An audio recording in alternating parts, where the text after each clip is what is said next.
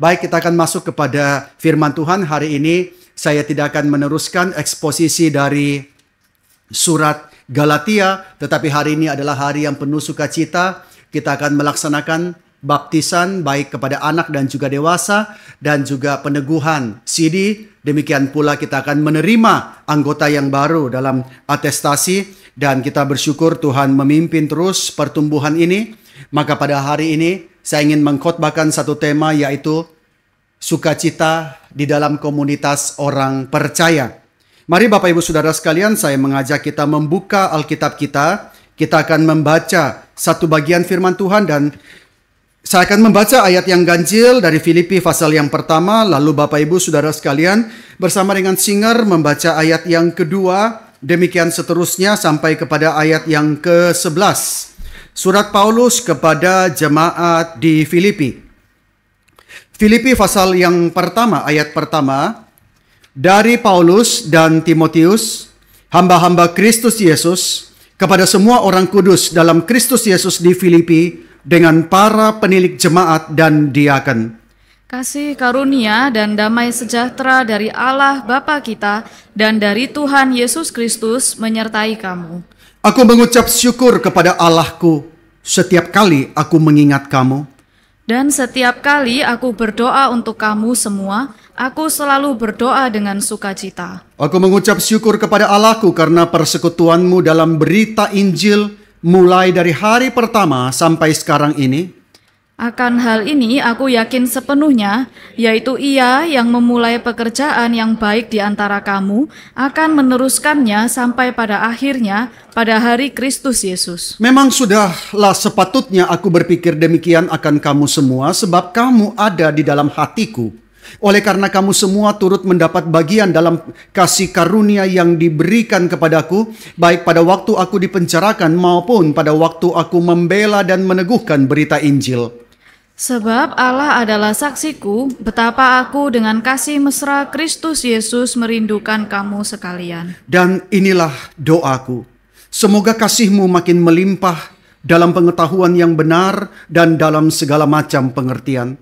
Sehingga kamu dapat memilih apa yang baik, supaya kamu suci dan tak bercacat menjelang hari Kristus. Penuh dengan buah kebenaran yang dikerjakan oleh Yesus Kristus untuk memuliakan dan memuji Allah. Mari kita masuk dalam doa. Kami berdoa Tuhan dan mengucap syukur. Kembali Tuhan menghantar kami boleh beribadah di hadapan-Mu ya Tuhan. Dan pada hari ini bersama-sama dengan seluruh jemaat, kami akan menyambut akan jemaat yang baru melalui upacara baptisan, baik baptisan anak dan dewasa, demikian juga peneguhan, sidi, dan juga atestasi. Kami bersyukur Tuhan sebab Engkaulah yang empunya gereja-Mu Tuhan. Engkau memanggil anak-anak-Mu satu persatu menuju kepada hidup yang kekal. Dan di dalam hidup itu, Engkau menempatkan kami di tengah-tengah kawanan daripada domba-domba-Mu ya Tuhan.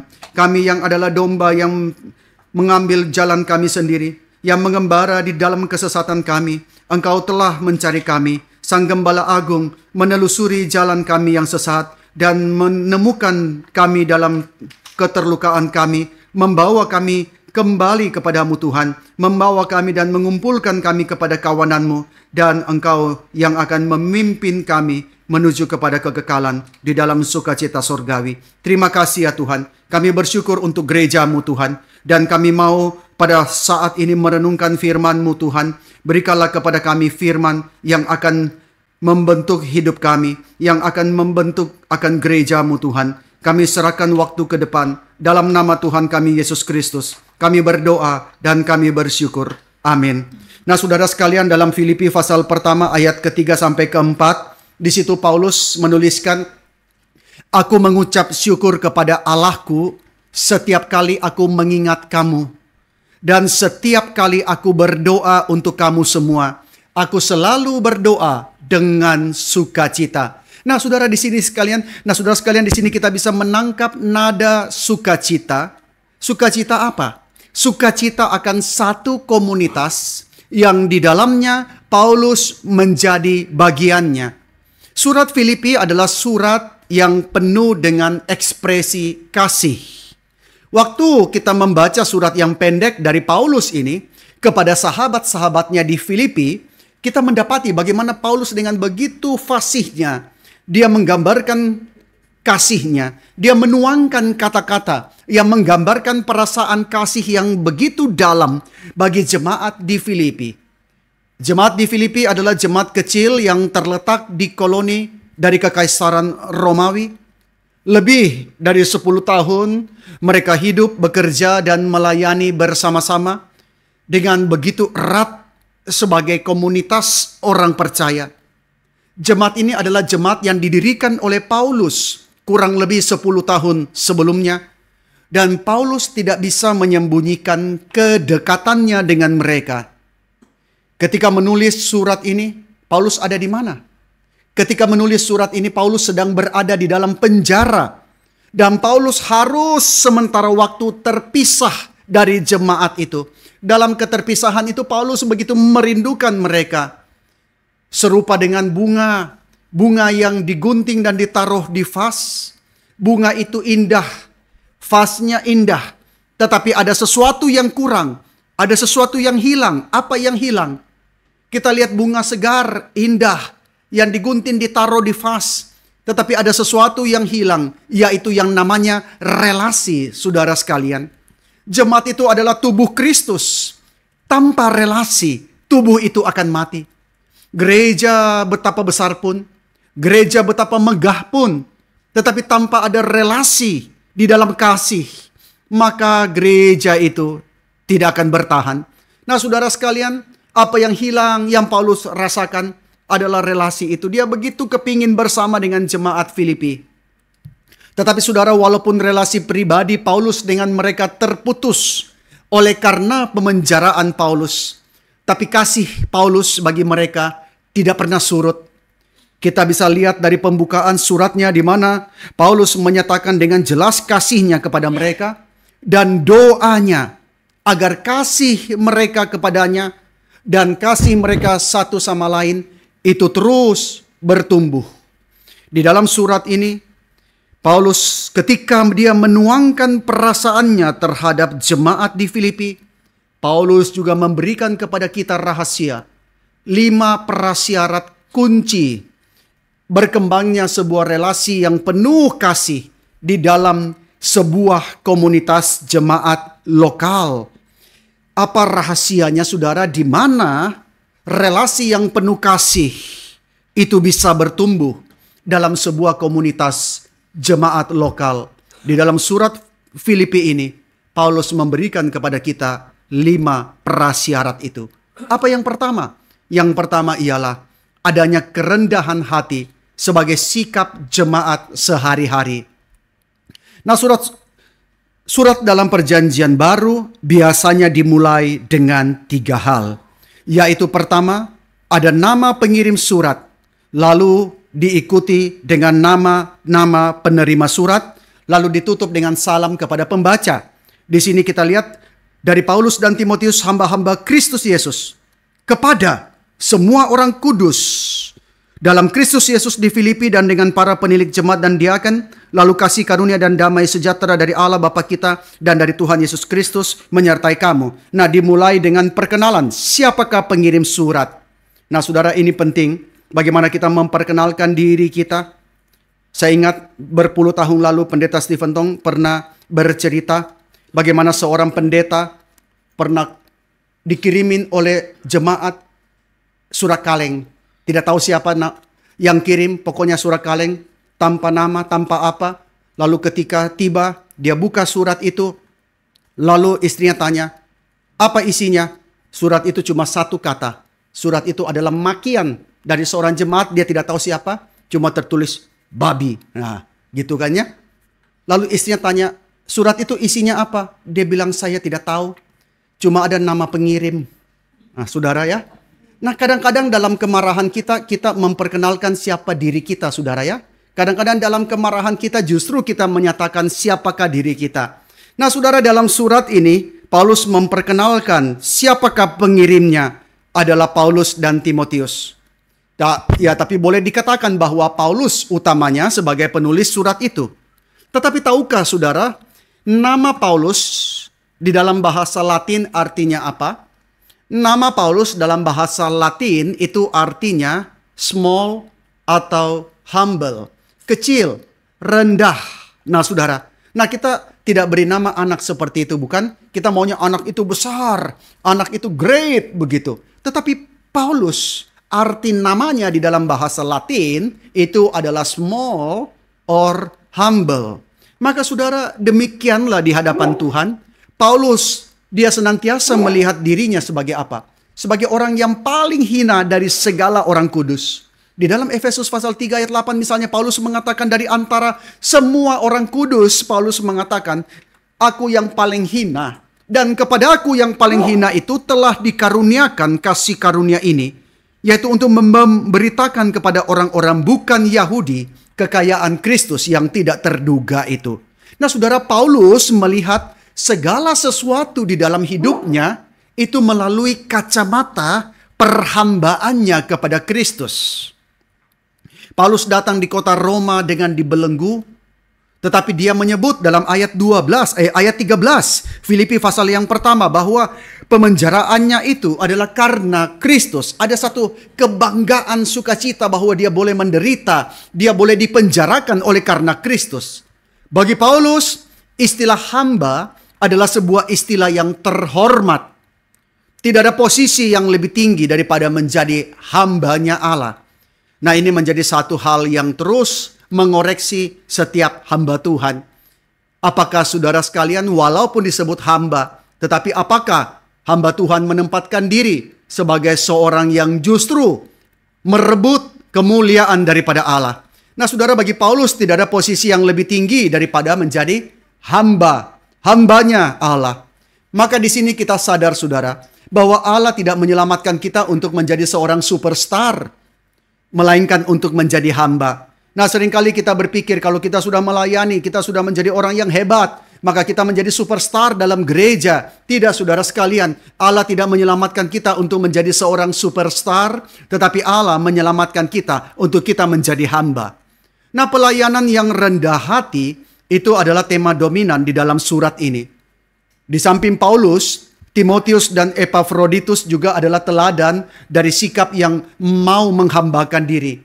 Tetapi teladan yang terbesar Paulus katakan adalah teladan kerendahan hati dari Yesus Kristus sendiri. Yang walaupun dia dalam rupa Allah, tetapi tidak menganggap kesetaraan dengan Allah sebagai milik yang harus dipertahankan. Dan dia sebaliknya mengambil rupa seorang hamba. Bayangkan, Paulus mengatakan Yesus mengambil rupa seorang hamba dan dia merendahkan dirinya menjadi seorang manusia, dan bahkan lebih rendah lagi, dia rela mati di tempat yang tidak seorang pun inginkan, yaitu di atas kayu salib. Maka tidak heran saudara sekalian, Paulus mendorong orang-orang percaya di mana saja untuk mereka menaruh pikiran dan perasaan yang juga terdapat pada Kristus. Nah saudara sekalian, Paulus mendorong dimanapun juga orang-orang percaya, taruhlah pikiran dan perasaan yang terdapat juga dalam Kristus. Berarti apa? Ketika kita mulai menganggap diri kita seseorang yang penting, ketika kita menganggap diri kita lebih daripada orang lain, Paulus mengingatkan, stop. Taruhlah pikiran dan perasaanmu sebagaimana yang terdapat pada Kristus, yang walaupun dia dalam rupa daripada Allah, Allah yang berdaulat, tetapi dia rela merendahkan dirinya sedemikian rupa. Nah saudara sekalian, maka di sini Paulus hendak mengatakan bahwa kunci yang pertama sebuah komunitas orang percaya bisa memiliki sukacita adalah sikap rendah hati anggotanya. Ini yang tidak mudah saudara. Manusia di dalam keberdosaannya kita ingin naik posisi, tetapi Allah di dalam kemuliaannya justru merendahkan dirinya. Maka saudara, ini rahasia yang pertama, yaitu sikap rendah hati anggotanya. Lalu kunci yang kedua, yaitu Paulus mengatakan, upayakanlah kesatuan jemaat. Sebab kesatuan itu adalah atmosfer bagi kasih bisa hidup dan berkembang saudara. Ikan membutuhkan air untuk hidup dan berkembang. Jemaat untuk dia bisa hidup dan berkembang, apa yang dibutuhkan? Yang dibutuhkan adalah kesatuan jemaat. Ini hal yang sangat mendasar saudara. Bagaimana jemaat yang satu, itulah yang menjadi kunci bahwa jemaat itu bertumbuh. Nah saudara, jikalau rendah hati adalah sikap yang diperlukan dalam jemaat, maka kesatuan itu adalah atmosfer, ruang di mana kasih itu hidup dan berkembang. Gereja yang ada di dalam konflik, gereja yang ada di dalam perseteruan, tidak mungkin menjadi gereja yang bertumbuh dan berkembang di dalam kasih, di dalam achievement mungkin, di dalam finansial mungkin, tetapi di dalam kasih yang menjadi etalase gereja kepada dunia luar, maka kesatuan itu penting. Orang mengatakan, orang luar tidak mungkin baca Alkitab, tapi orang luar yang tidak percaya membaca hidup daripada orang-orang percaya, saudara sekalian. Paulus mengatakan ini ada di dalam jemaat Filipi. Harmoni atau kerukunan jemaat Filipi, Paulus katakan itu ada. Dan itu terpancar di dalam 3 bagian di dalam surat ini. Paulus katakan, yang pertama, harmoni atau kerukunan jemaat Filipi itu, Paulus katakan di dalam ayat yang pertama, dari Paulus dan Timotius, hamba-hamba Kristus Yesus kepada semua orang kudus dalam Kristus Yesus di Filipi. Nah saudara perhatikan, istilah orang kudus berarti mereka yang dipisahkan, bukan? Tetapi perhatikan bahwa kapanpun kata kudus muncul di Alkitab, hampir selalu dalam bentuk jamak, plural, saudara. Maka itu adalah semacam peringatan yang tersirat bagi kita bahwa orang-orang kudus tidak dimaksudkan hidup terpisah. Orang-orang kudus tidak dimaksudkan hidup menyendiri, melainkan orang kudus dipanggil untuk hidup di dalam komunitas. Waktu kita menjadi anggota jemaat, kita tidak dipanggil menjadi anggota jemaat yang egois. Kita tidak dipanggil menjadi anggota jemaat yang hidup menyendiri. Aku tidak mau kenal orang lain. Aku tidak mau pusing urusan orang lain. Aku tidak mau tahu kesusahan orang lain. Pokoknya yang penting aku datang gereja, duduk, beribadah, pulang. Urusan yang lain itu urusan mereka sendiri. Nah saudara, saya kemarin dalam retreat katekisasi mengatakan bahwa kita sebagai jemaat, kita akan siap untuk direpotkan. Harus siap untuk direpotkan, saudara. Orang yang tidak mau repot buat orang lain, maka satu hari juga orang tidak peduli dan tidak akan repot untuk dia. Maka saudara, bukan berarti kita repot supaya orang lain perhatikan. Tetapi panggilan kita adalah untuk hidup di dalam satu kesatuan, bukan untuk hidup terpisah. Dipanggil untuk hidup di dalam komunitas. Ada sebuah surat yang dituliskan oleh misionaris ke India sekitar 100 lebih tahun yang lalu. Seorang yang bernama Amy Carmichael, saudara sekalian. Dia tuliskan kepada sahabat-sahabatnya di Donafur Fellowship. Dia menuliskan gambaran betapa pentingnya kita bersehati satu sama lain dalam Kristus. Dalam tubuh Kristus. Dia mengatakan, tidak dicintai itu mematikan. Serupa kanker, mungkin membunuh perlahan-lahan, tetapi akhirnya tetap mematikan. Mari kita gentar akan hal itu. Tidak memberikan ruang karena itu serupa memelihara ular kobra.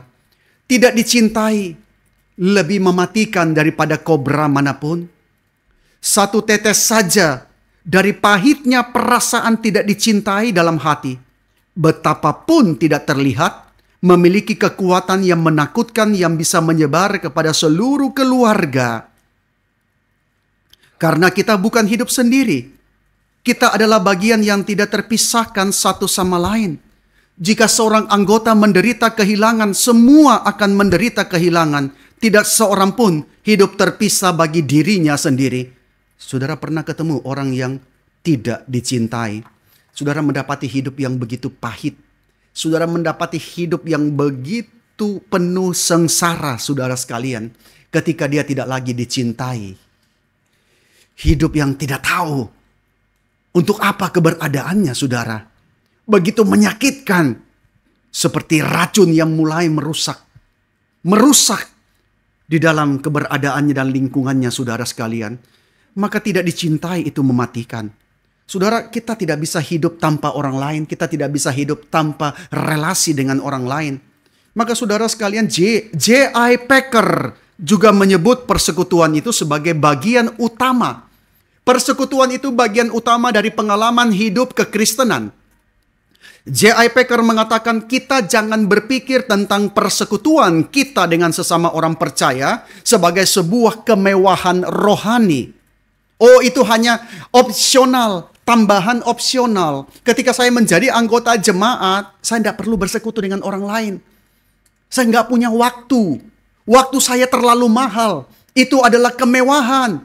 Nanti kalau saya mau, saya kepingin, baru saya bersekutu. Tetapi J.I. Packer mengatakan, kita harus memandang persekutuan semacam itu sebagai satu kebutuhan bagi jiwa kita. Satu kebutuhan rohani. Karena Allah mencipta kita dengan cara yang sedemikian sehingga persekutuan kita dengan Allah sendiri ditunjang oleh persekutuan sesama orang percaya. Persekutuan kita dengan Allah itu ditunjang dengan persekutuan sesama orang percaya. Dan itu harus senantiasa dipelihara. Semakin dalam dan semakin limpah. Makin lama kita berjemaat, relasi itu seharusnya semakin dalam, semakin limpah, semakin manis, semakin nikmat. Saudara sekalian, semakin lama kita berjemaat. Lalu kedua, Paulus mengatakan dari mana kita melihat harmonis, kerukunan, bagaimana kita bisa melihat keindahan relasi dalam jemaat Filipi. Itu terpancar melalui penyebutan Paulus akan para penilik jemaat dan diaken di ayat pertama. Paulus mengatakan di ayat pertama, dari Paulus dan Timotius, hamba-hamba Kristus Yesus kepada semua orang kudus dalam Kristus Yesus di Filipi, dengan para penilik jemaat dan diaken. Para penilik adalah pengawas atas jemaat. Diaken dipilih oleh gereja untuk menunjang pelayanan para hamba Tuhan, sehingga para hamba Tuhan mereka bisa mengkhususkan diri di dalam doa dan mempelajari firman Tuhan. Itu dicatat dalam Kisah Rasul pasal yang ke-6. Nah saudara, di balik kalimat pembukaan surat Paulus ini, ketika Paulus menuliskan kepada semua orang kudus dalam Kristus Yesus di Filipi, dengan para penilik jemaat dan diaken, maka di sini tersirat apa yang membuat jemaat itu begitu diberkati. Apa yang membuat jemaat di Filipi begitu diberkati? Karena ada orang kaya? Karena programnya profesional? Bukan. Tetapi apa yang membuat jemaat di Filipi begitu diberkati? Karena para pemimpin dan jemaat bisa bersama-sama melayani di dalam satu kesatuan. Itu berkat yang besar bagi gereja. Bagaimana gereja bisa bertumbuh jikalau pemimpin, aktivis, pengurus jemaat, semuanya berada di dalam keterpecahan. Bagaimana gereja itu bisa melayani? Bagaimana gereja itu bisa diberkati? Maka di sini Paulus mengatakan itulah berkat bagi jemaat Filipi. Ketika para penilik jemaat, ketika para diaken dan para jemaat mereka berada di dalam kesatuan. Dan yang ketiga terakhir, tiga hal yang Paulus katakan apa yang membuat jemaat di Filipi harmonis, itu dinyatakan di dalam 2 salam di pembukaan suratnya. Dalam ayat kedua Paulus mengatakan, kasih karunia dan damai sejahtera dari Allah Bapa kita dan dari Tuhan Yesus Kristus menyertai kamu. Di sini Paulus menyebut 2 hal yang penting. Di sini ada kasih karunia dan di sini ada damai sejahtera. Kasih karunia atau grace adalah salam orang-orang non-Yahudi. Damai sejahtera, peace, adalah salam orang-orang Yahudi. Keduanya diucapkan bersama-sama di dalam urutan yang tepat. Karena kasih karunia harus selalu mendahului damai sejahtera. Saudara perhatikan, kasih karunia harus selalu mendahului damai sejahtera. Dr. Alpha J. McLean, pendiri daripada Grace Theological Seminary, dia mengatakan, engkau cari di Alkitabmu. Cari di Alkitab. Tapi engkau tidak pernah akan menemukan peace lebih dulu. Selalu grace and peace. Kasih karunia dan damai sejahtera. Tidak pernah peace and grace. Ini adalah kembar siam di dalam Alkitab. Karena engkau tidak mungkin punya damai kecuali pertama-tama engkau punya kasih karunia. Seseorang bisa cari, dia mencari sampai akhir hidupnya. Tapi sampai dia menerima kasih karunia grace melalui Kristus, dia tidak pernah memiliki damai sejahtera. Orang terus mencari damai sejahtera, mengeluarkan uang seberapa besar pun supaya memperoleh damai sejahtera. Tetapi saudara, sampai dia memiliki grace di dalam Kristus, kasih karunia itu, barulah dia bisa memiliki damai sejahtera. Dan Paulus mengatakan, jemaat Filipi, engkau memiliki keduanya. Engkau memiliki kasih karunia dan damai sejahtera. Dan prasyarat kunci yang ketiga bagi sukacita komunitas orang percaya, Paulus katakan adalah memandang keberagaman itu sebagai ujian di dalam membangun kasih. Saudara, kita bersyukur bahwa Pendeta Stephen Tong ketika mendirikan Gereja Reform Injili Indonesia, tidak ada, meskipun ada, kita membayangkan banyak orang-orang dari suku tertentu misalnya, tetapi itu bukan hal yang mendasar. Karena keberagaman itu sangat penting. Keberagaman adalah ujian di dalam membangun kasih. Saudara, mengasihi orang-orang yang sama sulit nggak? Nggak sulit. Kita tahu tidak sulit mengasihi orang-orang yang baik. Nice people. Saudara ketemu orang yang baik, nggak sulit mengasihi. Saudara ketemu orang yang sama, tidak sulit mengasihi. Tetapi ketika diminta mengasihi seseorang yang berbeda, seseorang yang tidak memiliki kesamaan apapun, maka kasih itu mulai struggle. Kasih itu tidak mudah. Ada satu pepatah kuno mengatakan, mengasihi seisi dunia bagi saya bukan masalah. Satu-satunya masalah cuma tetangga sebelah. Bisa nggak mengasihi seisi dunia? Mengasihi seisi dunia tidak masalah. Satu-satunya masalah cuma tetangga sebelah. Sama ya, orang ketika di satu desa pembangunan gereja. Siapa di sini yang mau nyumbangkan mobilnya? Amin.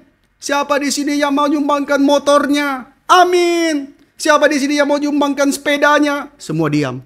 Karena semua pergi gereja naik sepeda. Saudara. Nah, kita tidak sulit untuk mengasihi sesuatu yang tidak dekat dengan kita, saudara ya. Tetapi mengasihi tetangga sebelah itu tidak mudah. Nah, Kisah Rasul pasal 16 mencatat bagaimana jemaat Filipi didirikan. Nah, dari kisah itu kita jelas bahwa anggota jemaat Filipi itu sangatlah beragam, saudara. Di dalam jemaat Filipi ada perempuan kaya Yahudi yang berdagang kain ungu dari Asia. Perempuan kaya Yahudi. Tetapi ada juga kepala penjara yang hampir saja bunuh diri kalau bukan dicegah oleh Paulus. Dan juga ada hamba perempuan yang baru dilepaskan daripada kuasa setan. Nah, saudara, tidak banyak kesamaan di antara mereka. Kecuali bahwa mereka telah dipersatukan oleh kasih Allah ke dalam komunitas orang percaya. Maka di sini saudara, kita bukan menjadi saudara dalam gereja karena berasal dari daerah yang sama. Bukan karena ras, suku, derajat sosial yang sama, bukan. Tetapi karena kita dipersatukan oleh Kristus. Nah, saudara, kita pikir ya, kalau semua orang sama dengan kita, maka dunia ini jadi tempat yang menyenangkan. Andaikan semua sama, pasti menyenangkan. Tidak, saudara. Justru sebaliknya, dunia ini muram. Maka keberagaman yang Tuhan tempatkan itu menjadi ujian di dalam membangun kasih. Saudara, kita harus bersyukur ya, hari ini hari ulang tahun kemerdekaan negeri ini. Tetapi ada satu hal yang kita sering lupakan. Founding fathers negeri kita, entah hikmat dari mana yang Tuhan berikan, mereka mendirikan negeri ini dengan satu semangat Bhinneka Tunggal Ika. Maka Indonesia menjadi negara yang paling beragam di seluruh dunia. Banyak suku, banyak bahasa, banyak perbedaan, saudara. Tetapi begitu dipersatukan, saudara. Saudara, tidak gampang cari bangsa negara yang seperti itu, saudara. Maka saya percaya itu adalah wahyu umum yang Tuhan berikan. Maka dalam gereja kita berhadapan dengan orang yang berbeda. Tetapi itulah ujian di dalam kita membangun kasih. Lalu yang keempat, apa yang menjadi kunci, yaitu kedekatan di dalam komunitas. Itu diperkuat oleh apa? Oleh ekspresi, oleh tindakan kasih. Saudara sekalian, ini hal yang sangat penting. Adanya ekspresi dan tindakan kasih. Para ahli perjanjian baru sepakat bahwa surat kepada jemaat Filipi adalah surat Paulus yang paling personal dan hangat. Di dalam hanya 4 pasal, saudara, kita akan dapati lebih daripada 100 kali kata aku, ku, kepunyaanku, kata aku saja muncul 52 kali. Loh, Paulus narsis dong. Aku melulu. Tidak, saudara. Ini hendak menunjukkan satu relasi, menunjukkan ekspresi daripada kasih Paulus. Nah, kita bisa lihat sebagaimana Paulus tujukan kepada orang-orang di Filipi di ayat pertama. Di situ saudara bisa menangkap satu afeksi yang dalam. Coba perhatikan ayat ketiga. Paulus mengatakan, aku mengucap syukur kepada Allahku setiap kali aku mengingat kamu. Wah, saudara, kalau pergi gereja ya, terus ada orang mengatakan, Pak, setiap kali aku doa aku ingat Bapak loh. Waduh, saudara, gimana ya perasaan kita ya? Gimana anakmu? Setiap kali aku doa aku ingat loh anakmu loh. Wah, kita merasa ada yang memperhatikan, menyokong kita. Di ayat ke-7 Paulus mengatakan, kamu ada di dalam hatiku. Wah, ini indah ya saudara ya. Nah, kita tentu malu ya mengatakan, Bapak Ibu ada dalam hatiku. Nah, nanti orang bilang lebay amat begitu ya. Tapi Paulus mengekspresikan itu. Di ayat 8 Paulus mengatakan, betapa aku dengan kasih mesra Kristus Yesus merindukan kamu sekalian. Saudara, Paulus mengekspresikan kasihnya. Nah, pernah ada iklan beberapa masa yang lalu ya. Yang ketika orang membacakan naskah drama terus kurang ekspresi, lalu ada yang mengatakan, mana ekspresinya? Nah, ekspresi itu penting saudara. Di dalam pelatihan KKR regional minggu lalu, saya mengajak, ayo mari coba bacakan bagian ini. Coba tambahkan sedikit ekspresi beda ya. Ketika kita menambahkan ekspresi. Yesus mati bagi adik-adik sekalian. Tapi kalau menambahkan ekspresi, Yesus, dia mati bagi adik-adik sekalian. Wah, itu ada satu hal yang berbeda, saudara. Maka Paulus, dia mengekspresikan kasihnya. Suami istri menjadi dingin. Karena apa? Karena tidak mengekspresikan kasihnya. Sudah lama nikah. Istri tidak membutuhkan pendapat saya lagi. Yang istri butuhkan pendapatan saya. Misalnya ya, saudara sekalian. Istri tidak butuh kalimat saya. Aku cinta padamu. Yang penting rekening terisi. Nah saudara, kita kadang sudah lupa bagaimana mengekspresikan kasih itu. Coba suami-suami ya, ketika pulang istri dandan. Loh, hari ini mama cantik sekali. Nah coba lihat ekspresinya. Ih, kamu sih begini begitu kan ya. Nah saudara, coba ekspresikan kasih itu. Nah, mengasihi seseorang itu satu hal saudara. Tetapi mengekspresikannya itu hal yang lain. Dan jemaat mengekspresikan kasih itu dari apa? Dari bagaimana kita hadir dalam kehidupan mereka. Bagaimana ketika mereka berduka kita hadir. Bagaimana ketika mereka bersuka cita kita turut bersuka cita. Maka retreat seperti ini saudara sekalian, ini menjadi satu hal di mana kita mengekspresikan kasih kita.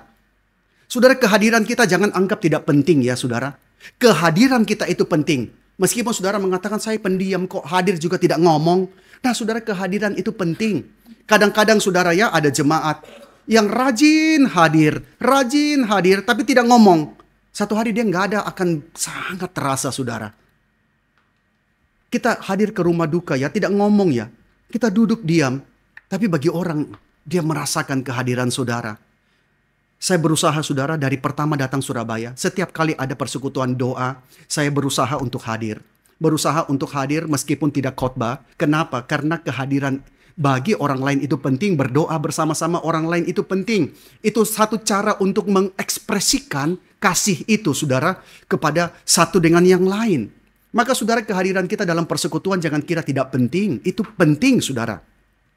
Nah kalau kita mau jujur saudara, kasih yang tidak dinyatakan itu sesungguhnya tidak ada gunanya bagi kita. Kadang-kadang kita setelah orang tua sudah tidak ada baru nyesel. Tidak sempat menyatakan kasih. Aku cinta sih.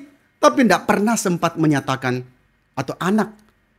Anak waktu dia bertumbuh dewasa, banyak anak yang mengalami kepahitan sama orang tua. Karena apa? Karena tidak pernah menerima ekspresi kasih dari orang tua. Anak pulang bawa rapor. Pak, rapor. Kenapa hanya 8? Tahun depan, Pak, rapor. Kenapa hanya 9? Berjuang lagi. Tahun depan, datang, Pak, 10. Kenapa baru sekarang? Nah, gini ya. Kadang-kadang anak itu serba salah, saudara. Akhirnya pergi dari rumah membawa kepahitan. Kepahitan akan orang tua. Padahal orang tua sayang anak nggak? Sayang. Orang tua itu sayang anak kok. Cuma seringkali kita tidak mengekspresikannya. Kita mengatakan anak tahu kok. Kita mengatakan pasangan saya tahu kok kalau saya cinta. Tapi kita tidak pernah mengekspresikan. Maka saudara, satu-satunya kasih yang berguna adalah kasih yang mengekspresikan apa yang dia rasakan.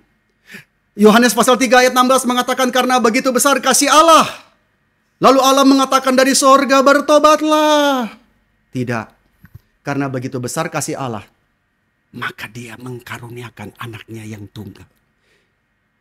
Satu-satunya milik yang berharga diberikan kepada dunia ini. Allah mengekspresikan kasihnya itu. Allah mengekspresikan di dalam firman, di dalam tindakan yang nyata. Karena kasih itu baru berguna ketika kasih itu diekspresikan, saudara. Nah, salah satu bukti terbesar kasih Paulus kepada jemaat di Filipi apa? Adalah hati yang penuh dengan ucapan syukur. Nah, ini rahasia ya, saudara mau hidup bahagia, penuh dengan ucapan syukur. Saudara kalau punya uang banyak tidak ada ucapan syukur, it is nothing, saudara. Paulus membuktikan itu. Bukti terbesar kasih Paulus kepada jemaat di Filipi ialah hati yang penuh dengan ucapan syukur. Dia bersyukur kepada Tuhan setiap kali ingat mereka.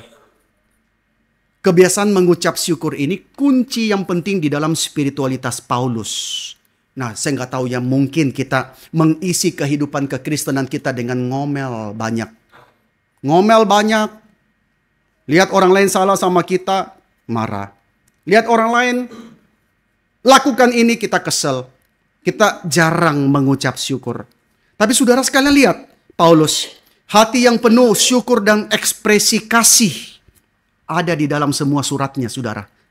Ada di dalam surat-suratnya. Kita lihat contohnya, saudara. 1 Korintus pasal 4.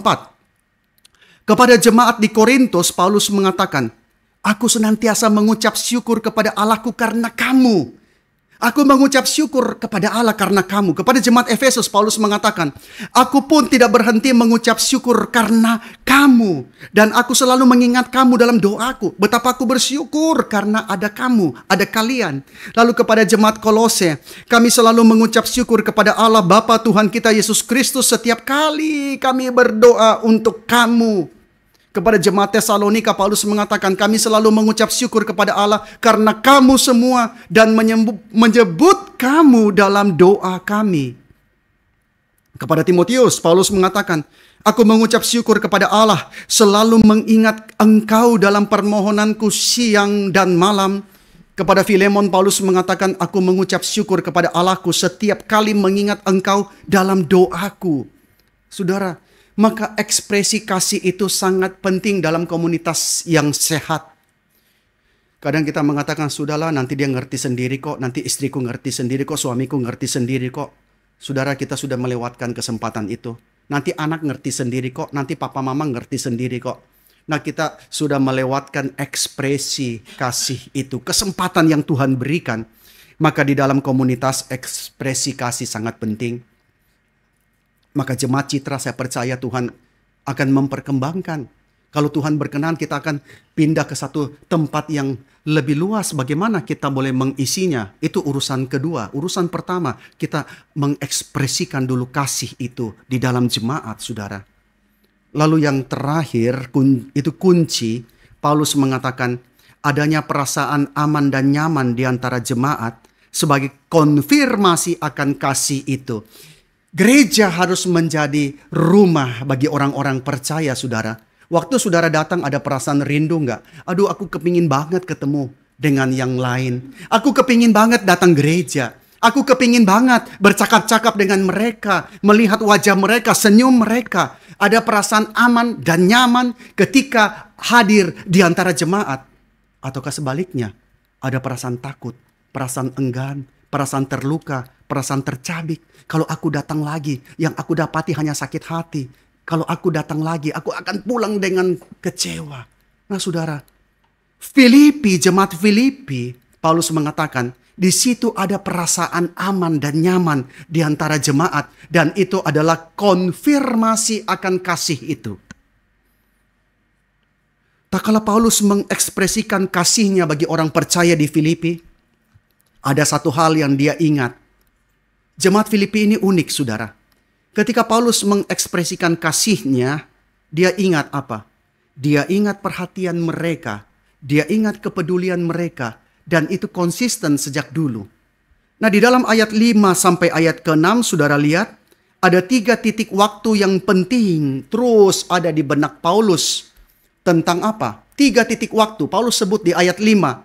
Mulai dari hari pertama. Sampai sekarang. Dan sampai hari Yesus Kristus nanti. Itu 3 titik waktu yang Paulus sebut.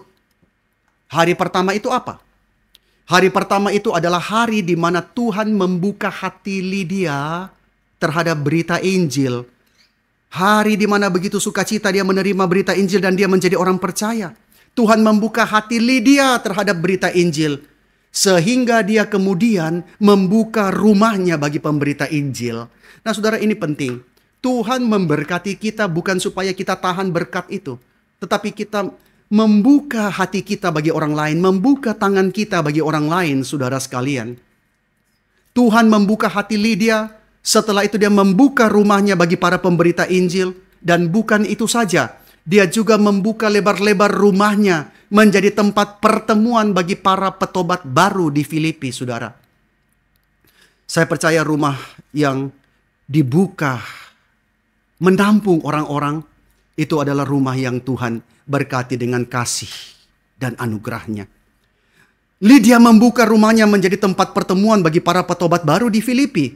Lalu datanglah satu persatu, termasuk kepala penjara yang baru bertobat itu bergabung. Itulah hari pertama. Dan semangat yang sama terus berlanjut. Berlanjut sampai kepada hari ketika surat itu dituliskan. Di dalam perjalanan misi yang kedua, Paulus sudah mencapai kota Tesalonika. Tetapi orang-orang Filipi sekali lagi mengirimkan pemberian kepadanya untuk memperluas pekerjaan Injil. Dalam pasal 4 ayat 16 Paulus mengatakan, karena di Tesalonika pun kamu telah 1-2 kali mengirimkan bantuan kepadaku. Kasih mereka kepada Paulus tidak putus. Dan di dalam perjalanan yang sama ketika Paulus datang ke Korintus dan dia ada kebutuhan, dia tidak membebani jemaat Korintus. Kenapa? Karena kebutuhannya sekali lagi dicukupkan oleh saudara-saudara dari Makedonia. Itu dicatat dalam 2 Korintus pasal 11 ayat 9. Dan ketika mereka mengutus Epafroditus untuk memeriksa kondisi Paulus di penjara di Roma, Epafroditus membawa serta semangat jemaat yang dari mana dia berasal. Dia meresikokan hidupnya untuk Paulus, untuk menunjukkan bahwa persekutuan dalam Injil itu terus berlanjut dari hari pertama sampai sekarang. Dan Paulus yakin bahwa pekerjaan baik ini yang Allah kerjakan di dalam dan melalui orang percaya di Filipi tidak berhenti. Itu akan terus berlanjut. Terus berlanjut. Sampai kapan? Sampai hari Paulus mengatakan di mana mereka semua akan berdiri di hadapan Tuhan memberikan pertanggungan jawab. Maka saudara, ingatlah akan hari itu. Hari pertama kita boleh membuka hati bagi Injil karena pekerjaan Roh Kudus. Lalu hari sampai kepada hari ini, bagaimanakah kita hidup di hadapan Tuhan? Lalu satu hari nanti kita akan berdiri di hadapan tahta Allah dan di situ kita akan memberikan pertanggungan jawab. Paulus yakin bahwa itu sudah dikerjakan jemaat Filipi dan mereka akan berdiri memberikan pertanggungan jawab dengan baik. Oleh dukungan mereka senantiasa kepada Paulus, orang-orang Kristen ini telah melakukan apa yang Paulus sebut sebagai mengerjakan keselamatanmu. Nah, seringkali ayat ini disalah mengerti. Oh, berarti orang Kristen harus mengupayakan keselamatannya sendiri. Tidak. Kamu telah menerima keselamatan, maka sekarang kerjakanlah keselamatanmu itu. Dalam arti apa? Kamu telah menerimanya, sekarang apa yang kamu lakukan dengan harta yang begitu berharga yang Tuhan berikan, yaitu keselamatanmu. Bagaimana kamu mengerjakannya? Maka dengan kata lain, apa yang telah Allah kerjakan melalui Injil Kristus, sekarang mereka kerjakan melalui tindakan kasih mereka. Allah telah mengasihi, Allah telah memberikan melalui Injil Kristus. Maka sekarang mereka kerjakan melalui tindakan kasih mereka kepada satu dengan yang lain. Maka saudara, kasih yang tidak dijalankan Itu kasih yang gagal mencapai standar yang ditetapkan dalam firman Tuhan. Saya orang yang kasih kok. Saya orangnya mengasihi kok, mau kok mengasihi. Tapi ingat saudara, kasih yang tidak dijalankan itu adalah kasih yang gagal mencapai standar yang ditetapkan di dalam firman Tuhan. Paulus merasakan ketentraman di dalam kasih jemaat Filipi karena hampir 1 dekade mereka menunjukkan kasih mereka di dalam tindakan dan dukungan yang nyata, saudara. Tindakan dan dukungan yang nyata. Saya bisa mengatakan bahwa Tuhan sangat memberkati Pendeta Stephen Tong. Karena apa yang kami tahu, masih banyak yang kami tidak tahu. Pendeta Stephen Tong, orang yang sangat murah hati. Dia memberikan hatinya, memberikan hidupnya bagi orang lain. Banyak hal yang kadang-kadang kita tidak dengarkan dari mulut Pendeta Stephen Tong. Tetapi kita dengar dari orang lain bagaimana Pak Tong menunjukkan kasihnya di dalam tindakan dan dukungan yang nyata. Nah, saudara sekalian, di dalam komunitas orang percayalah, di situ kita seharusnya menemukan perasaan aman dan nyaman. Karena di dalam komunitas itu kasih itu dikonfirmasi.